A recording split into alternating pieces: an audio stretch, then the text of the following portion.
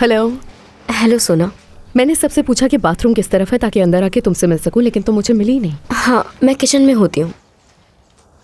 तुमने कहा था कि तुम्हें मुझसे कोई बहुत ज़रूरी बात करनी है। नहीं, ऐसा तो कुछ नहीं कहा मैंने। तुम मुझसे कह रही थी कि तुम्हें कुछ पूछना है बैरन के हवाले से।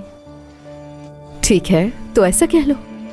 देखो, मैं सिर्फ तुम्हें इतना बता सकती हूँ, सादिया साहिबा हरगिज नहीं चाहती कि उनकी बेटी और अली के बीच कोई बात हो। उन्हें लगता है कि अली उनकी बेटी के काबिल नहीं। हाँ, मगर बैरन तुमसे अली को छीनने के लिए कुछ भी कर सकती है, ये जानती हो। देखो तो जरा, साफ जाहिर है कि पसंद करती है उसे। इसकी अम्मी ही रोक सकती है इसे।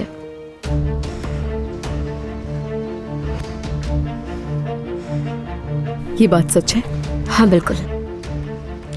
और हाँ, वैसे तुमने कहा था कि तुम मुझे भी कुछ दोगी अगर मैं तुम्हारी मदद करूंगी।